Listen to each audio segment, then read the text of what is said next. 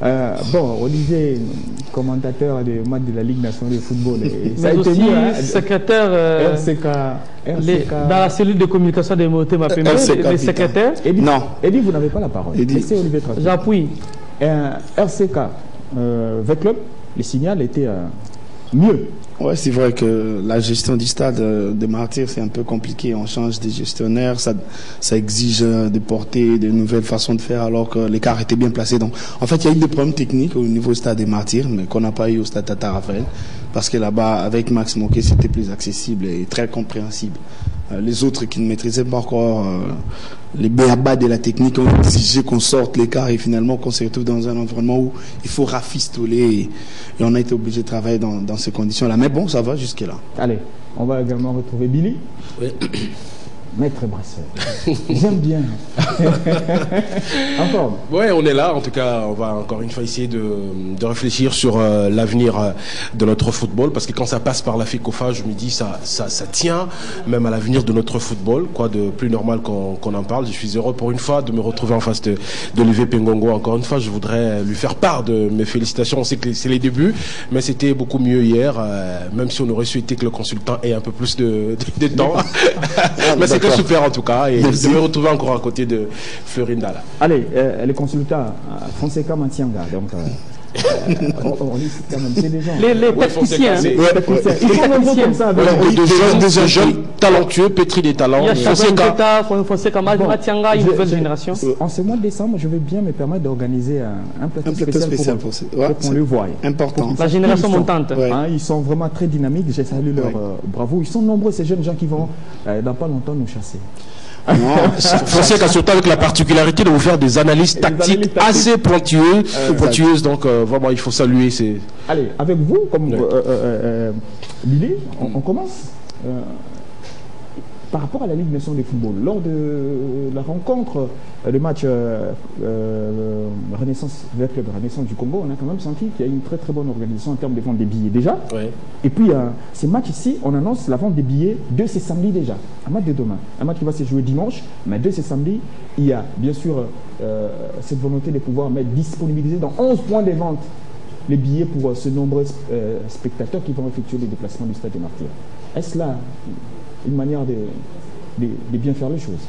Oui, mais il faut saluer cela quand une fois au moins on sent que les choses sont bien faites. Là, je me rappelle les derniers chocs entre Renaissance et V-Club. On a senti qu'on n'a pas procédé aux billets, on va dire en carton comme d'habitude. Cette fois-là, c'était des billets en papier, je voulais dire.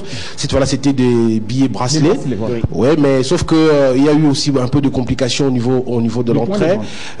Bon, au niveau de points de vente déjà, mais surtout au niveau de l'entrée aussi. Je crois que les policiers, les agents de sécurité qui sont commis à la sécurité au niveau du stade doivent également être sensibilisés sur ces différents changements qui interviennent. Mais du moins, je voudrais saluer cette initiative pourvu que ça dure le plus longtemps possible. Olivier Pengongo, l'accès au stade filtré, vous venez au stade des Martyrs, l'entrée principale verrouillée. On s'est dit, cette entrée-là, ce n'est pas n'importe qui doit passer par là pour accéder à la tribune d'honneur, et on remet en valeur les entrées comme ça a été le cas dès bien sûr la construction de ces stades. Moi je suis content, j'aime bien voir ça parce qu'il y a un moment, c'est 200 places maximum dans la tribune d'honneur, mais il y en a 400 qui viennent. Et c'est des officiers, des personnalités en majorité qui refusent d'acheter des billets. J'ai appris d'un dirigeant qui a des autorités qui ont demandé des invitations. On les a dit non mais les billets c'est 50 000. Il dit non, moi je peux pas acheter un billet. Il ne veut pas acheter un billet de 50 000 francs, mais il a $200 à donner au Chégué. C'est quand même malhonnête. Je trouve ça normal. Parce qu'il s'appelle tel, parce qu'il est tel, il ne faut pas qu'il achète les billets. Et ce genre de pratique, il faut que ça s'arrête. Et bien filtrer dès l'entrée, je crois que c'est la meilleure des choses. Parce que éviter que ces gens-là viennent se présenter au spectacle. J'ai vu plusieurs fois le général Kassongo demander aux gens de demander à quelqu'un qui n'avait pas un billet des tribunaux d'honneur de quitter les sièges pour laisser à celui qui achetait les billets. Et petit à petit, ils vont comprendre. Ce n'est que le début, je sais que c'est difficile, parce que des fois, c'est des bousculades avec les agents qui sont là pour mettre de l'ordre, parce que ça insiste, ça s'appelle tel, et des fois, par forcing, certains continuent encore à accéder. Mais si ça continue, je crois que ces faits-là de les humilier régulièrement, ils vont comprendre qu'il faut qu'ils s'achètent les billets correctement et qu'ils viennent assister aux rencontres de football sans que ça ne dérange en tout cas cet environnement. Même la presse n'est pas laissée parce qu'avant d'accéder, vous devez brandir votre macaron, signer à l'entrée du stade. On s'est dit finalement tout le monde doit être bien sûr surveillé. Voilà. La volonté de bien faire, il faut la souligner. Dès qu'elle est là, on la constate. Je crois que le nouveau comité est en train de marquer ses pas. Et il faut que l'ordre revienne d'abord. Parce que nous parlons du sport, de ce football comme un spectacle. Et quand nous regardons sur nos petits écrans les autres stades à travers le monde où on peut voir un papy, une mamie avec le petit-fils et la petite-fille, on s'est dit, ben, c'est un réel spectacle où toute une famille, 3 générations peuvent se retrouver. Pourquoi est-ce que ce ne serait pas le cas chez nous? Je disais à quelqu'un, ben, la prochaine fois je t'amène au stade, il dit non, dans vos stades, là je n'y vais pas. Mais si aujourd'hui on s'est conjugué l'idéal pour lequel nous nous sommes battus et nous continuons à nous battre, entre autres à travers cette émission et dans beaucoup d'autres sur les chaînes de télé, chaînes de radio, je pense à la grande gueule, je crois que ça nous fait de la joie, parce qu'on est petit à petit en train d'aller vers cela. Je voudrais aussi souligner dans les cas des acquis que je mets dans les comptes du nouveau comité, cet exercice, commission.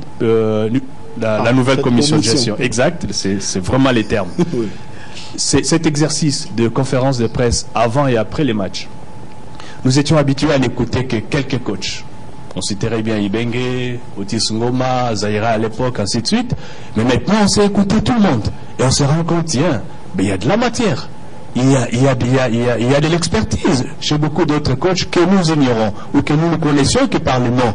Et maintenant, les écouter chaque fois, je crois que ça leur donne d'abord cet honneur-là et cette fierté d'être coach et qu'on doit se le dire, il n'y a pas que Ibenge, il y a tous les autres. Je crois que c'est la lutte, la nôtre, celle des entraîneurs, et merci à la Linofoot. Et donc encore, qu'est-ce qui doit encore s'améliorer pour qu'à la fois l'accès au stade soit facile et que chacun se retrouve à sa place, pour que les choses se passent dans de très très bonnes conditions?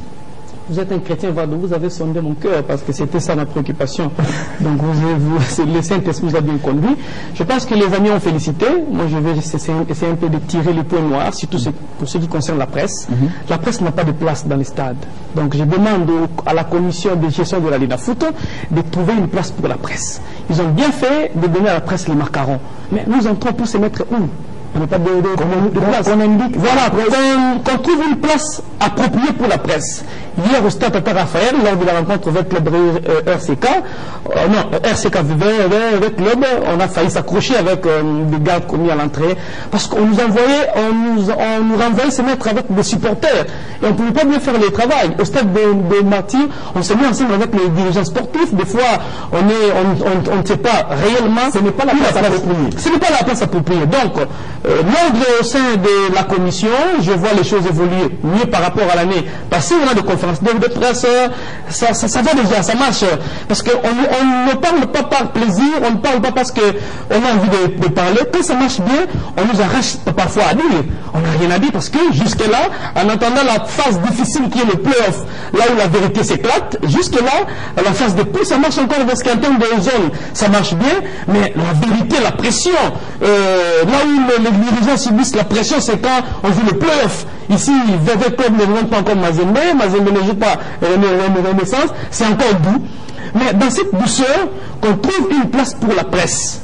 Encore une fois, je répète qu'on trouve une place pour la presse, qui est une place réservée pour les journalistes. Et quand on est ensemble, entre confrères, on se suivre les matchs, on sait prendre note et on sait bien faire notre travail. Parce que dans cette malmain, on ne sait pas faire le travail parce que vous êtes avec un supporter qui critique quelqu'un, qui insulte, vous ne savez pas bien écrire. Donc, à la commission, de trouver une place appropriée pour la presse. S'il vous plaît, un petit mot. Lors du dernier choc entre avec Club et Renaissance, on a noté que le stade était pratiquement plein, je crois qu'à 90%, chose qu'on n'a pas vue depuis des années.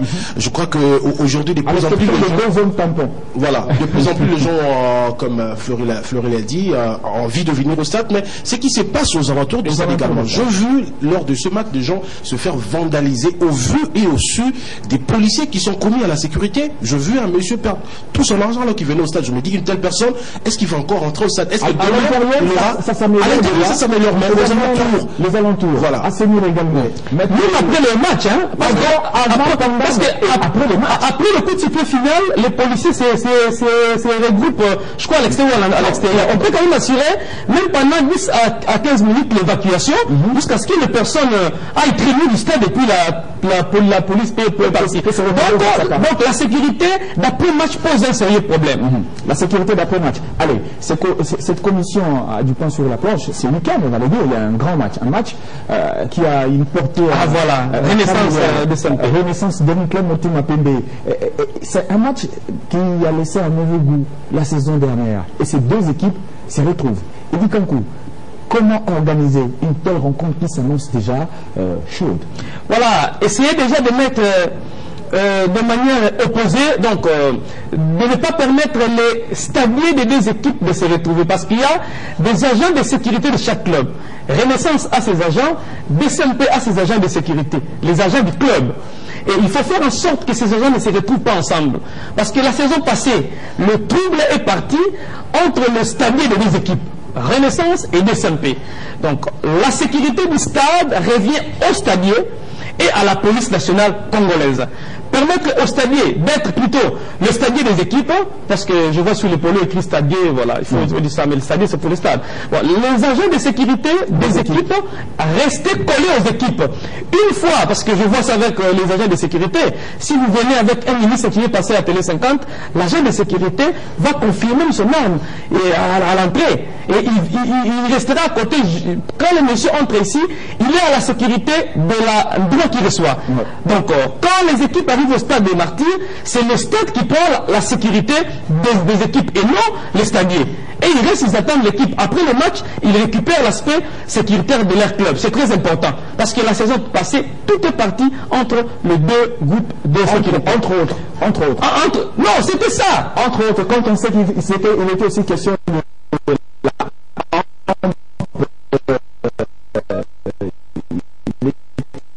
question du droit de play, il était aussi question sur le terrain. Ça aussi, c'était... Je ne parle pas de... Je parle lors de la phase de poule. Hein. Il y a eu un match qui a risqué de ne pas toucher à sa fin parce qu'il y avait des deux stadiers. Parce qu'il y a eu... Moi, je donc, on vit sur ça. Au-delà des aspects amples et autres, les stadiers, ils sont très chauvins et la plupart sont des supporters des équipes. Et quand je suis supporter de Renaissance, je suis supporter de Motema Pembe, je voudrais jamais voir un supporter vandaliser mon équipe ou encore un supporter. Donc, si réellement DSMP occupera sa place à Renaissance, je ne sais pas qui reçoit, l'équipe qui reçoit restera à gauche, à droite, que les stadiers de DSMP restent dans leur camp et de Renaissance restent dans leur camp. Je crois qu'on ferait mieux les choses. Allez, là c'est un aspect. Bien sûr, on va accorder la parole à Boulou. Sur le plan tactique, on sait que Renaissance passe un mauvais point. Avec après la défaite contre l'association sportive Victoria Club, l'entraîneur qui a menacé, il y a des rumeurs qui circulent qu'il aurait finalement démissionné, il y a ces joueurs qui ont été blanchis, alors ces joueurs blanchis par la Ligue nationale de football, on essaie que la pression resterait du côté de Renaissance qui cherche toujours à l'emporter face à un des grands, soit V-Club ou des clubs automatiques. V-Club, pour la première rencontre, ça n'a pas été, certainement pour les DSMP, ils veulent bien se rattraper, il ne faut pas aligner deux défaites de suite. Ouais, je suis effectivement en train de craindre que cela n'arrive. Quand on regarde sur le papier, on va dire que le DSMP part favori. Parce que si Ibenge tactiquement n'a pas existé face à Otis Ngoma, je ne vois pas Daouda, parce que ce qui est vrai que selon toujours les rumeurs, l'entraîneur qui aurait déposé sa démission a quand même assuré de continuer la préparation du club, mais en assurant qu'il ne serait pas là lors de ce match. Donc sur le papier, c'est ce que nous serons tentés en tout cas de dire, mais moi je suis tenté aussi de donner un avis contraire. Cette équipe de Renaissance, je l'avais dit avant 20 clubs, c'est une équipe qui, cette saison, n'a vraiment pas de stars sur lesquelles on peut compter. L'année passée, la saison passée, on sait qu'on pouvait compter sur un certain Ayouk, on pouvait compter un certain Alfred Fonga. On est en train d'apprécier et d'admirer les talents de Renaissance à céder. Justement, d'autres clubs, alors qu'ils étaient là-dedans, c'est que ces Renaissance avaient une très très bonne équipe. Justement, on l'avait plusieurs fois dit, cette équipe de Renaissance. Bon, c'est vrai, avant peut-être l'avènement de François Mogué, c'est une équipe de Renaissance qui se recherchait encore, les différents entraîneurs qui se sont succédés, chacun avait sa philosophie, avec Puto Chibasso par exemple, c'était une équipe un peu à la Diego Simeone, une équipe qui défendait bien, qui ne vous déployait peut-être pas un beau football comme on aimerait ici chez nous, mais quand François Mogué est arrivé, on a senti que c'est une équipe de Renaissance qui pouvait vous déployer un beau football. Souvenez-vous du match face à Mazembe. Mais là maintenant, Mogué qui ne serait pas là, sûrement on va se rabattre encore une fois à Daouda. Bon, ok, voilà.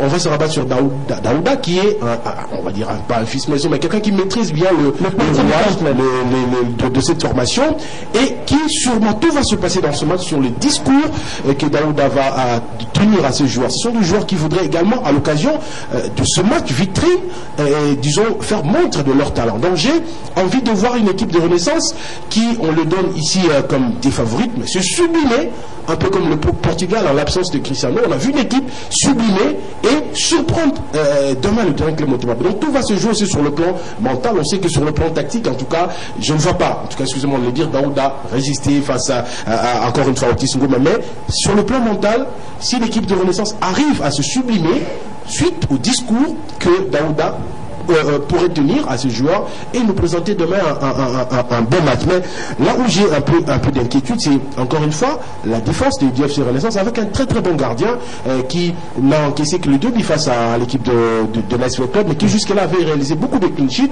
Mais c'est la défense de cette formation. On sait qu'Nzungu est parti, mais non, on va se rabattre sur Varane et Baka qui n'ont pas rassuré, à telle enseigne que François Mogué a été obligé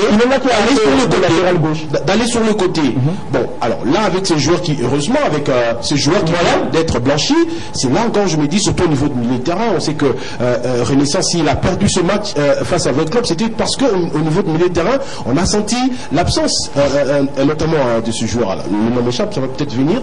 Là, avec le retour de ces deux garçons au niveau du milieu de terrain, je me dis, on peut assister à un bon match, mais ça va se jouer, encore une fois, sur le plan mental. Ça risque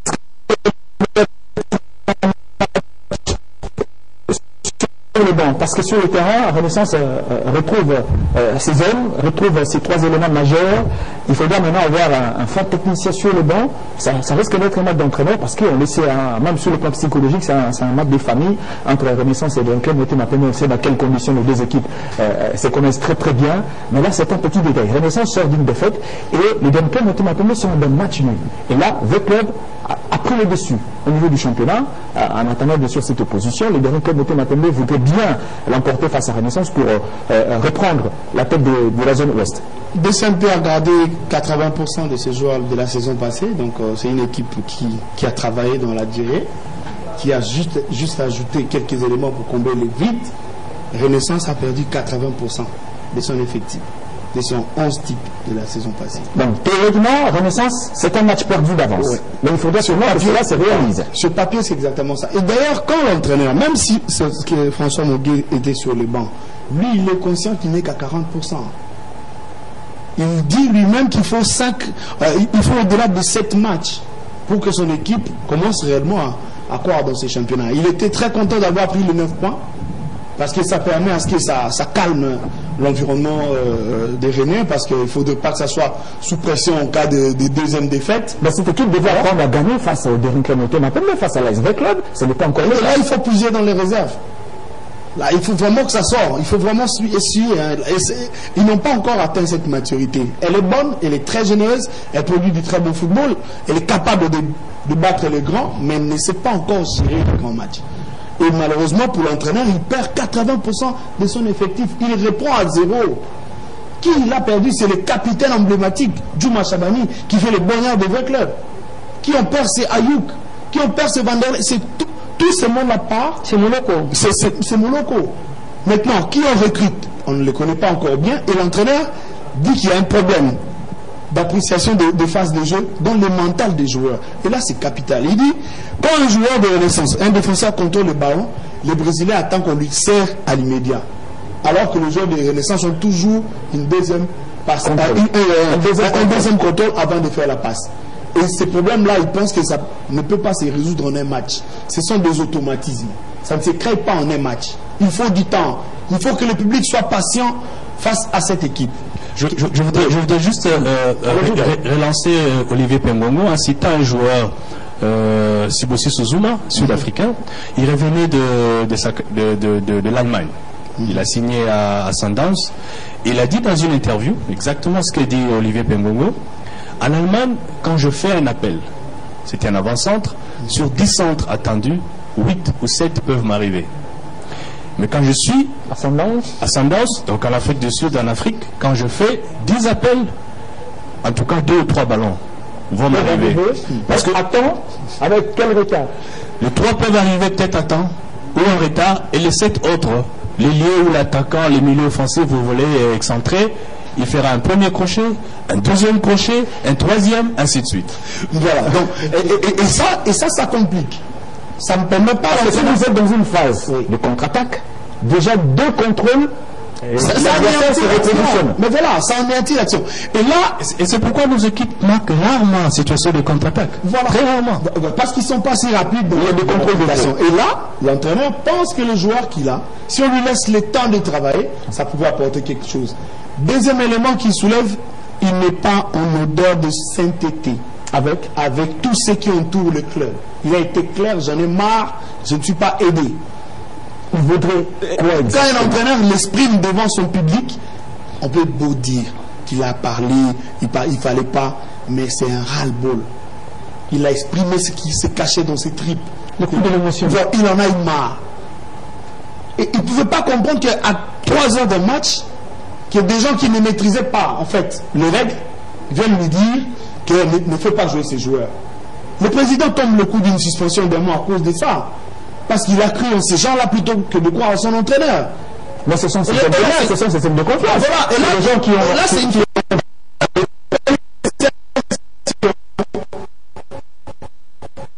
c'est une grosse faute de sa part. Il faut faire confiance à son entraîneur. Il faut le rassurer. L'entraîneur ne se sent plus en sécurité. Il ne se sent pas protégé. Il a l'impression que les autres qui l'entourent ne sont pas là. L'entraîneur soufflait aussi le chaud et le froid. Hein, oui. Parce qu'il y avait déjà des réserves des Rangers contre ces 3 joueurs. Et c'est l'administration qui les ces réserves. Non, la Luna Foot, ni la FECOFA n'a demandé à Renaissance de les reposer.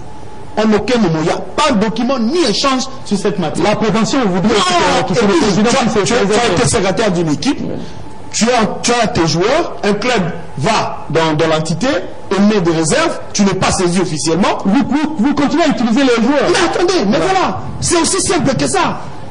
Je ne sais pas pourquoi on demande à mes joueurs de ne pas être là. Moi, je sais qu'ils sont là parce que j'ai rempli tout ce qui m'a été demandé par l'organisateur du championnat. Je n'ai pas à suivre un club.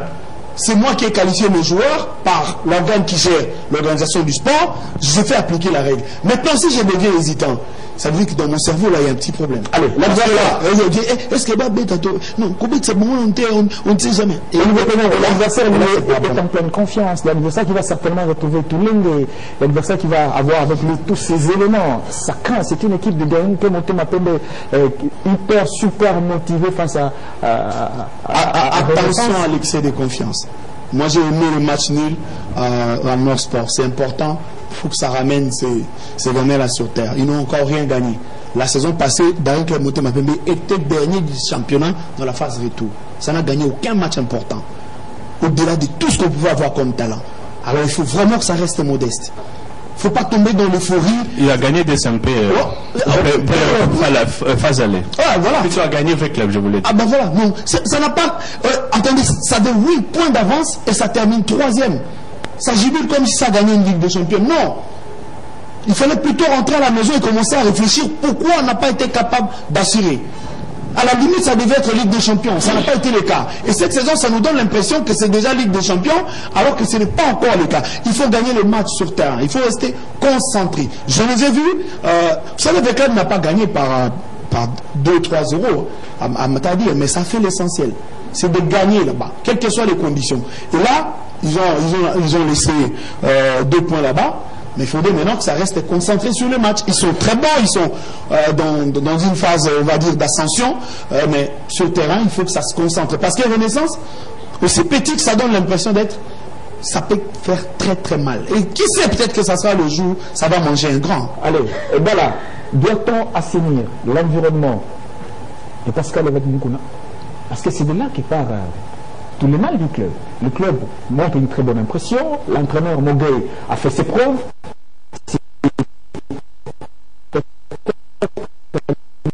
À une exception près qu'on peut redouter de ses qualités ou de ce qu'il représente comme qualité et technique, mais ces clubs patauchent encore. C'est vrai qu'il faudrait faire le toilettage autour de l'évêque Pascal Moukouna. Il y a beaucoup de critiques. C'est lui-même qui devait quitter les clubs. Il y a beaucoup de critiques à son encontre. Comme quoi il devrait laisser le football et se concentrer sur son église, sur l'apostolat, sur l'évangélisation. Ça veut dire que les gens en ont ras-le-bol. Ils veulent voir autre chose. Alors, quitte à lui de prendre ces critiques et de se dire, écoutez, ça doit changer. La manière dont certains ont eu accès au poste, au FC Renaissance, ça a plutôt été lié plus à ce qu'on appelle clientélisme. Certains, certes, ont de l'expertise, je citerai Lambert Banza, mais sur le terrain, on ne les voit pas. Souvenez-vous que Lambert Banza, la saison dernière, il a été suspendu. Et cette saison, voilà, c'est ce qu'il conduit son adjoint à la suspension. Or, qui est Lambert Banza? C'est quelqu'un qui a une très longue expérience. Non, secrétaire national. Une très longue expérience dans le football, aussi bien au niveau de club qu'au niveau des entités. Exactement. Parce que c'était l'ancien secrétaire national de la Ligue nationale de football. Bien avant la création de Renaissance, on doit se dire que venait du DCMP. Donc c'était l'ancien du DCMP qui est passé au FC Renaissance. Bon, j'allais dire à son âge. Parce que je le voyais rester d'Erigmen jusqu'à son âge. C'est une décision, on la respecte. Il le faut. Je crois que ce club qui veut grandir et sa croissance passe entre autres par une victoire sur l'un des grands. DSMP, V-Club, Mazembe, Lupopo, déjà Lupopo, je crois que c'est acquis, et Sarabal, ainsi de suite. Mais donc, il faut, au niveau de l'administration, ça doit pouvoir suivre. Au niveau de supporters, il n'y a pas de problème. Ça continue à pousser, ça continue à soutenir, à croire, et même à pousser le joueur, parce que se disent, les uns sont partis, les autres sont arrivés, nous continuons à garder le bon joueur. Ce que je voudrais, nous avons dit que un rendez-vous sous les signes de fair play. Vous avez parlé de 2 équipes sœurs ou un match entre frères. J'aurais voulu que la lutte soit fraternelle plutôt que fratricide. Personnellement, j'ai renoncé à aller à un match DSMP Renaissance. Parce que la saison dernière, j'ai failli être victime. J'ai été presque agressé. Et si le coup avait réussi, je crois que j'aurais été un gamin. Mais cette saison, cette équipe a fait preuve de beaucoup de maturité. On sait que... Laissez-moi finir. Je les ai vus applaudir après qu'ils aient encaissé. Une fois, la deuxième fois, moi personnellement, je suis sorti ensemble avec le supporter. Les Renaissances, chemin faisant, ils étaient en train, bien sûr, de réfléchir autour de cette rencontre, de réfléchir autour de ce qui s'est passé sur l'heure de jeu. Il y a une certaine maturité. On doit applaudir. Oui. Et je crois que je serai très sincère envers eux. Ça, c'est les pas vers lesquels le pas que nous voulons qu'ils puissent poser. Mais le font-ils parce qu'ils savent qu'il y a une sanction suspendue sur la tête de leur équipe, ou le font-ils parce qu'ils sont convaincus que nous devons aller vers le fair play? Alors, si c'est la deuxième assertion, que les supporters continuent sur cette voie. Mais si c'est parce qu'il y a une sanction, c'est parce qu'il y a la politique du bâton, le bâton reviendra si vous changez de comportement. Ce bon comportement à souligner, je crois qu'il est à garder.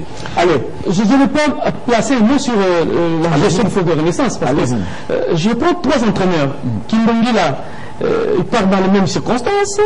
Kibasu, il part réclame les mêmes choses. Nogué, il part réclame les mêmes choses. C'est soit pas de contrat, pas de salaire. Parce que si tu parles avec ces trois entraîneurs, c'est presque la même chose. Qui vivrait?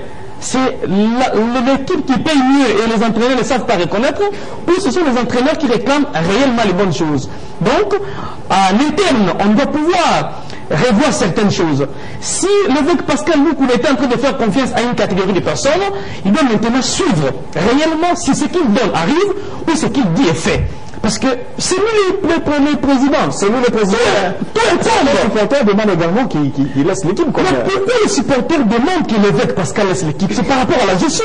On sait que la gestion n'est pas rationnelle. Parce que la qualité plutôt, la confiance d'un chef repose sur la qualité de ses collaborateurs. Si vous avez des collaborateurs de qualité, les choses marcheront calmement. Tout ce qui se conçoit bien s'annonce clairement et les mots pour le dire arrivent aisément. Et si vous concevez mal, si au niveau de la présidence on conçoit mal, si au niveau de la coordination du Fonds de Renaissance on ne sait pas suivre ce qui suit, est-ce que l'évêque Moukouna donne l'enveloppe d'un entraîneur, ça arrive ou pas? Il faut suivre. On a appris des choses que les joueurs n'ont pas contact vraiment avec le président, et si le joueur match, on voit le président après 5 ans, 10 ans, tout ça, il faut l'équipe n'a même pas trop.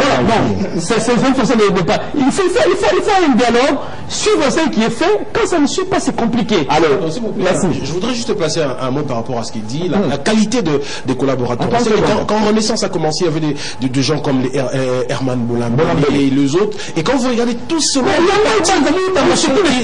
où sont-ils partis? Ils sont là, mais dans l'ordre. C'est là où je me dis, à mon avis, le redécollage de FC Renaissance doit partir par la démission de l'évêque Moukouna, qui semble rien maîtriser. Regardez la saison passée, quand il nous dit, par exemple, le fameux problème où il y aurait eu l'autorité morale du Décempa qui serait venu au stade ouvrir la porte. On sentait que le gars n'a pas la gestion. Il faut bien organiser les élections. Comme président, les présidents doivent suivre ce qui s'est fait au sein de l'équipe. Parce que j'ai l'impression que les présidents donnent les ordres sans suivre si c'est fait réellement. Et la mission maintenant, c'est remettre la question à zéro. Mais aussi, il y a aujourd'hui les cofondateurs, Moussa Ngania et Zengui qui ne sont plus là. Et en fait, Moukouna est venu en solo. Il doit revenir. Vous comprenez? Le redécollage du football club de Renaissance passe aussi par cette réconciliation entre Moussa Ngania, Moukouna et Zengui. Parce que ce sont les cofondateurs du football club de Renaissance. En 8 secondes. Oui, mais Eddie Kankou, tu viens de citer ici d'énumérer le nombre d'entraîneurs qui sont partis, les nombres de ceux avec qui il a commencé, qui sont partis finalement. C'est tout ce monde qui est mauvais. Le problème, c'est ce niveau-là. Je pense que je me demande d'abord si le manager son travail. Quel est le travail du manager? Est-ce qu'il est aujourd'hui, Touka n'est-il pas resté cet homme gagné par Pascal avec nous qu'on a en tant qu'évêque? Mais bien, cet homme à qui on a confié des responsabilités et qu'il doit les assumer, qu'il doit. Je veux bien tu as la confiance de ton chef, mais tu es censé prouver par tes qualités le travail qu'on te confie. Tu n'es pas là tout simplement parce que tu es membre de l'église ou proche. Le milieu aussi, hein. Pasteur, mais on t'a donné un poste. Le milieu aussi. Tu es manager. Soit on te donne tes responsabilités et que tu arrives vraiment à produire un travail. Parce que le problème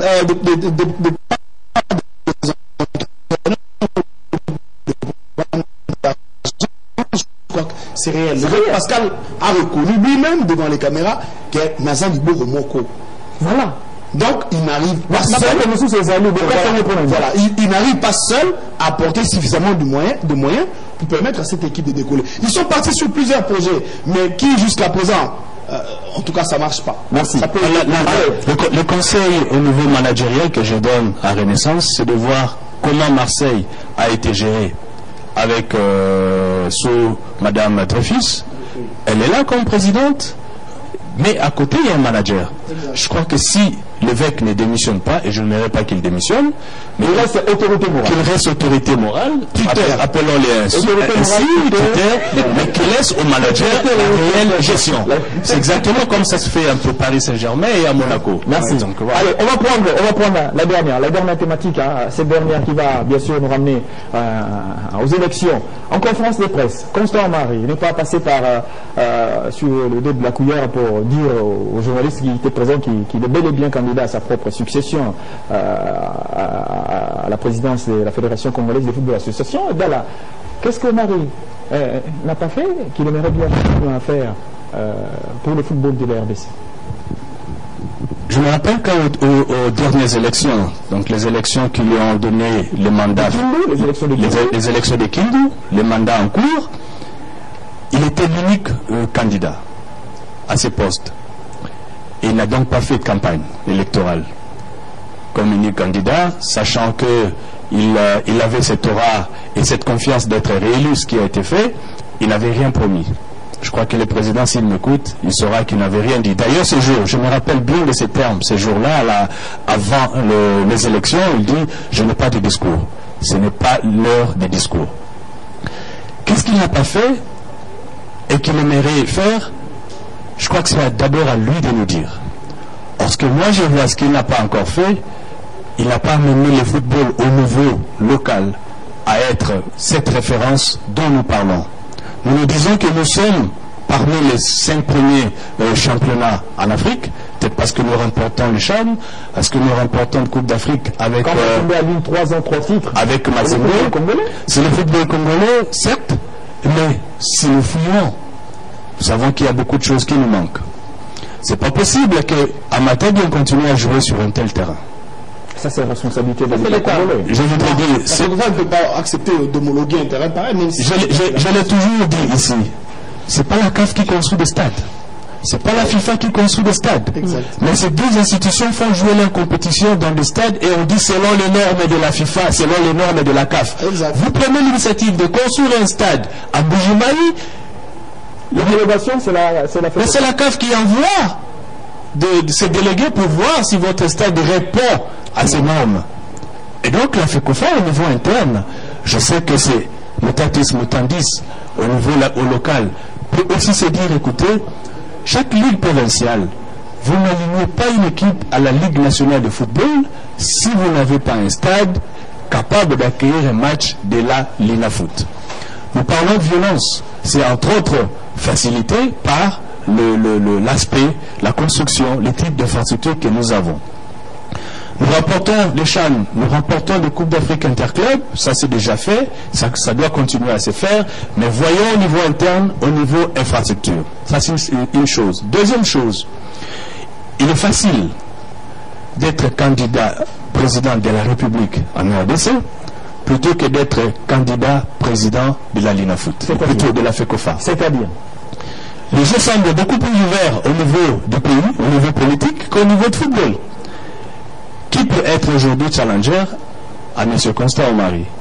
Très peu, parce que les statuts sont faits ou ont été modifiés de telle manière que c'est très très difficile. La priorité ne serait pas une assemblée statutaire pour revisiter à la fois les textes capables d'assouvir un peu les sanctions, de s'ouvrir encore à revisiter beaucoup de choses.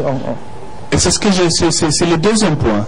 La révision de nos statuts, non, la révision des textes, pas seulement les statuts de la FECOFA, il y a le règlement général des sports, ok? Les RGS. Il y a peut-être la loi sportive qu'il faudrait revoir, parce qu'en parcourant la loi sportive, en les comparant avec un des textes de la FIFA, qui est le règlement des joueurs et des transferts, nous sommes en déphasage, ok? Nous n'avons pas encore, au niveau national, toute une commission qui statue sur les différends qui opposent des clubs quant au transfert, au mouvement des joueurs. Donc il nous faut une chambre de résolution des litiges. Ces aspects-là, pour ma part, je crois que les autres vont évoquer d'autres, ne sont pas encore faits, et M. Constant Omari, s'il est réélu, probablement qu'il le sera, parce qu'en face de lui, je ne vois pas quelqu'un d'autre, même s'il sera élu en violation de la loi sportive, qui limite à 2 le nombre de mandats. Je crois qu'il y a encore du travail à faire. malheureusement, il est à la fois à la CAF et à la FIFA très engagé. Il est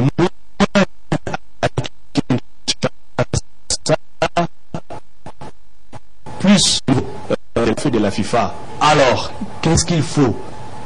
Peut-être que penser à ceux qui vont être élus, être à mesure de pouvoir conduire le football quand lui n'est pas là. Qui peut se retrouver en face de Marie, si possible? Parce qu'on ne va quand même pas aller aux élections, ça sera la même chanson, candidat unique, les impairs seraient encore présents au niveau de la Fédération congolaise de football association. Constant Marie était malin. En quoi faisant? Il était malin, il a nommé tous ses détracteurs. Il les a ramenés, il les a pris, il les a madoués, et puis ils sont aux affaires. Personne ne pourrait inquiéter comme Constant Marie. Parce que avant les élections de Kindu, il a fait ça, c'était chaud, on l'avait enterré. Toutes ces personnes qui l'avaient enterré se retrouvent aujourd'hui au comité, dans la commission. Il n'a jamais été déterré, il est là, il était très malin. Mais je ne vois pas, parce que lors de cette conférence de presse, j'étais dans la salle. Constant Marie nous disait, parlez vite, j'ai un avion à prendre ce soir. Il partait. Après cette conférence de presse, il n'était plus à Kinshasa. Il est parti. Donc, la gestion de la Fédération congolaise de football est entre les mains de Constant Marie, bien qu'il ait un déplacement. C'est là où ça bouge. Il ne marche pas avec l'administration. Il marche avec, malheureusement. Il marche avec, malheureusement. Le vice-président est là. J'ai même à couper. Quand Constant Marie est à Kinshasa, on traite les dossiers présents. Quand il est en voyage, les dossiers sont suspendus. Vous comprenez? Il y a des lettres qui sont dans la FECOFA qui ont fait 2 semaines sans réponse, 3 semaines, 1 mois, Olivier en sait quelque chose. Mais quand c'est délicat, bon. Quand le président n'est pas là, c'est un comité. Quand le président est en déplacement, automatiquement dans l'administration, pourquoi nous avons les premiers vice-présidents? Pourquoi nous avons les deuxièmes vice-présidents? Pourquoi nous avons les troisièmes vice-présidents? Pourquoi toutes ces ligues acceptent cette gestion des commissions? Malheureusement, parce que je ne suis pas électeur. Si j'étais électeur, j'allais sanctionner de plus belle des manières M. Constant Marie. Malheureusement, je ne suis pas électeur. Les semblants dans l'organisation de l'équipe nationale nous flouent. Et nous pensons que le football est organisé. Les semblants dans l'organisation aussi. Mazembe, ce n'est pas l'organisation de la fédération. Malheureusement, les indicateurs externes prouvent à suffisance que c'est la gloire du football congolais. Mais nous qui vivons au Congo, nous savons bien. Avant de parler de la direction technique nationale, M. Fleury-Dal a venu d'évoquer une question importante sur les cas de transfert. Papa, c'est noir, c'est sale, ça dégage l'odeur nauséabonde, vous ne pouvez jamais supporter. Il y a des joueurs qui ne savent pas évoluer aujourd'hui parce que les dirigeants ne savent pas libérer les joueurs. Et sous l'impuissance de la fédération, vous comprenez? Bidi Mbenza, je prends les cas échéants, où est parti Bidi Mbenza? Pourquoi il ne joue pas? Tout ce qui est là pour jouer, c'est la volonté de ses dirigeants. Vous comprenez? Or, la CAF, aujourd'hui, protège les talents des joueurs. Mais la FECOFA ne sait pas protéger les talents des joueurs. Malheureusement, il y a des talents qui se volatilisent comme ça, sous les impuissants. On doit continuer comme ça. Il n'y a pas de challenger. Il n'y a pas, disons-le. Il n'y a pas de challenger. Le proche collaborateur du président, malheureusement, travaille et basé sur la copie à transfert. Parce qu'avant la constat, on m'a une conseil de Razate. Bon, c'est votre temps, puis la fédération, comme nous connaissons Valdo, j'ai des cas de transfert et ça devient très sale. Est-ce pour autant que Constant Marie ne devait pas se présenter? Pas pour autant, parce que Constant Marie n'a pas bien géré. Il n'a pas bien géré. Si on met sur la balance, oui, mais pensez-vous que la FECOFA n'est pas là, on est dessus sur la réalisation palpable? Quelle réalisation palpable? Jamais la RDC n'a été si bon en campagne des éliminatoires de la Coupe du Monde. Jamais Mazembe n'a aligné autant les titres. L'état de l'équipe nationale, je ne remets pas en question le travail fait par la fédération au sein de l'équipe nationale. Je reconnais ici que dans l'organisation, notamment au niveau des maillots, internement et autres, l'État et la FECOFA, ils ont fait un pas. Mais nous ne devons pas rester dans ça pour dire c'est ça l'organisation du football congolais. L'organisation du football ne se résume pas dans les semblants de l'organisation de l'équipe nationale. Attention, c'est là où il y a un problème. C'est la loi. C'est dans le fonctionnement de la fédération à tous les niveaux. L'état de la direction technique nationale. J'ai posé cette question. La direction technique nationale, c'est l'âme du football dans un pays. Si cette direction ne marche pas, le football est au coma. C'est le cas de la RDC. J'ai posé cette question. Le football n'est pas au coma. J'ai dit, si la direction ne marche pas, son football est au coma. Je ne dis pas que le football est au coma. Les avertis comprennent. J'ai posé cette question en Constant Marie, en conférence de presse. C'est quoi la vision de la FECOFA pour sa direction technique nationale? Le président s'est attaqué à Luc Kebaka me répondre. Vous comprenez? Le président me répond en disant ceci. Le directeur technique national n'est pas un formateur. Pour lui que Luc Kebaka est un formateur. Donc, la FECOFA a nommé un directeur technique qui n'est pas à sa place, qui est un formateur. Le président reconnaît que la direction technique nationale, c'est une partie stratégique dans le développement du football. Il a reconnu. Mais sur le terrain, ce directeur technique, il accuse d'être formateur. Par contre, le directeur technique accuse sa fédération. Il a dit, j'ai déposé autant de dossiers. Ma fédération ne me répond jamais. Alors, vous n'avez pas vérifié tout ça. Non, faut pas non plus exposer le directeur technique. Je ne m'expose pas. C'est ça maintenant. Notre direction technique nationale ne fonctionne pas. Malheureusement. Est-ce qu'il est écouté? Non. Face à la gestion de Constant Marie, il se voit aujourd'hui capable de redemander la main des sociétaires. Allez, face à sa gestion. On va parler de Billy. Cette FECOFA, pendant ce mandat, la FECOFA a doté à certains livres de sièges le cadre de la Ligue de Kinshasa.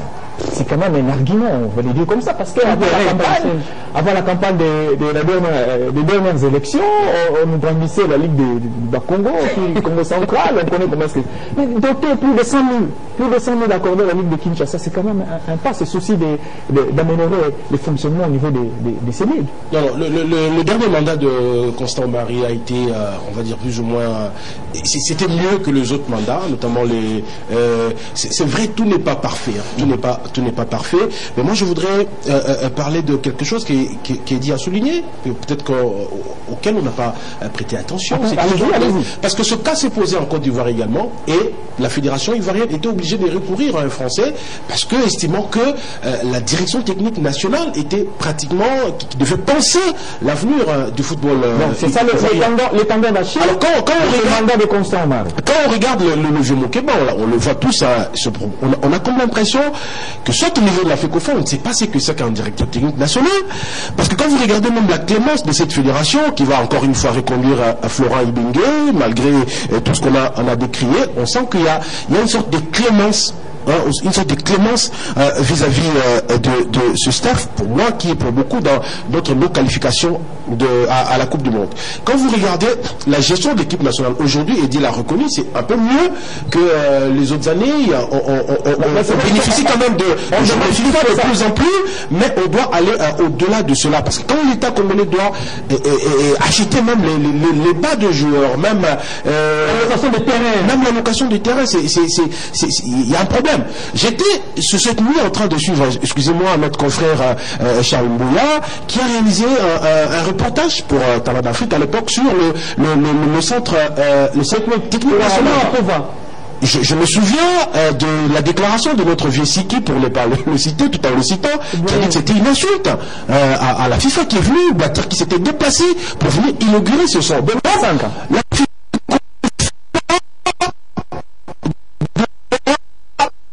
Le mandat prochain, on sait que Constant Marie sera réélu, Fleury l'a dit ici, on ne voit pas en tout cas qui peut défier, titiller Constant Marie et rafler en tout cas cette place, mais doit penser à toutes ces choses, l'avenir du football congolais. Ce n'est pas parce que Mazembe a aligné dit ici, c'est pas parce qu'on a gagné 2 fois le CHAN que notre football est plus niveau. Parce que même à l'Angola ici, sur le plan de l'organisation, en tout cas c'est mieux que notre championnat. Et la FECOFA est pour beaucoup. Moi je voudrais revenir dans, je n'étais malheureusement pas à la conférence de presse, mais je me suis quand même, disons, j'ai quand même eu vent de tout ce qui a été dit par rapport à disons, tout ce que Constant Marie a déclaré. Quand il évoque notamment le problème des joueurs étrangers. Selon lui, si on a raté la qualification au CHAN, c'est notamment parce que notre championnat est, on va dire, miné par les joueurs étrangers. Mais je me dis, mais les 2 dernières saisons ici, surtout cette saison, ou la dernière qui s'est achevée, c'est une saison où on a eu moins de joueurs étrangers dans nos équipes nationales. Mazembe aujourd'hui qui vous joue pratiquement sur les 10, on a 8 joueurs qui sont des nationaux. Moi je pense que la FECOFA voudrait se dédouaner un peu par rapport au choix des staffs, cette nonchalance-là envers le staff actuel de l'équipe nationale.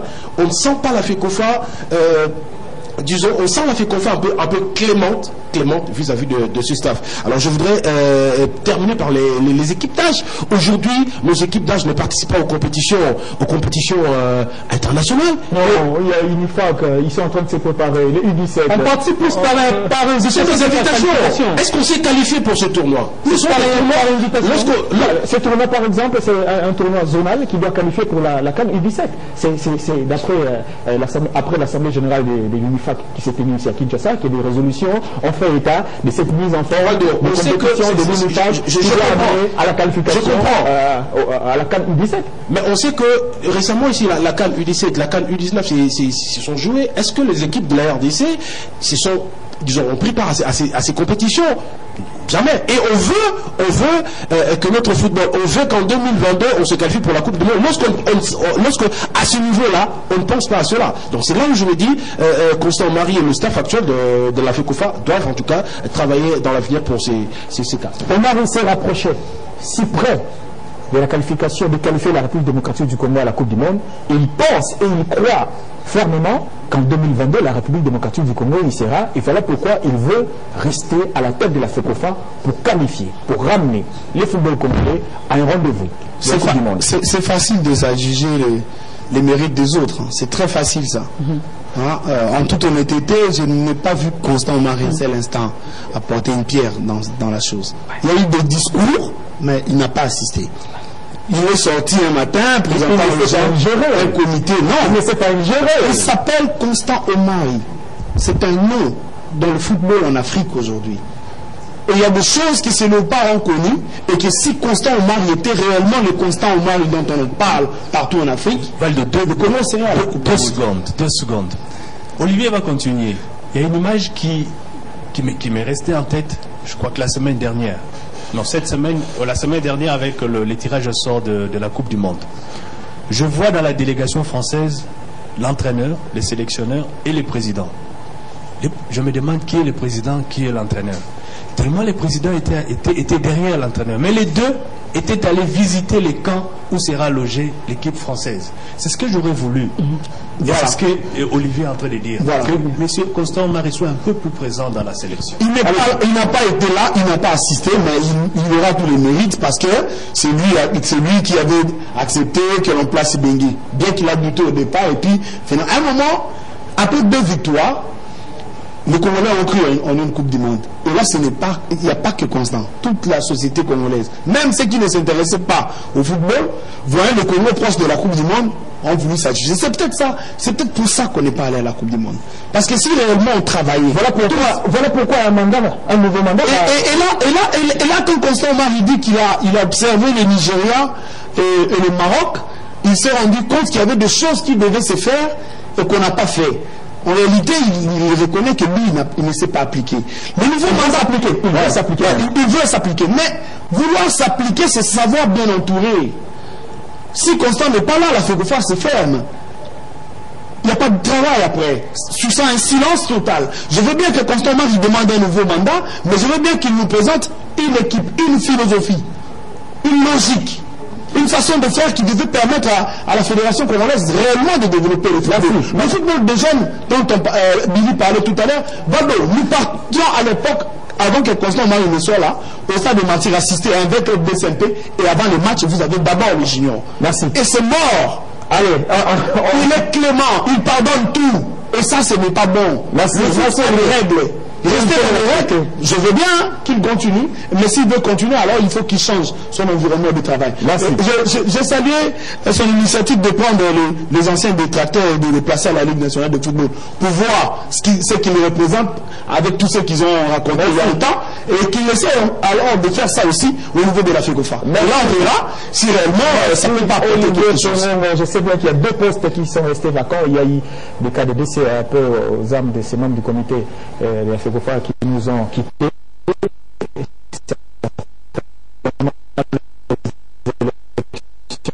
On va également combler ces 2 vides-là. Allez, fidèles téléspectateurs, on arrive à la fin. Portez-vous bien, à très bientôt. C'est quoi ça?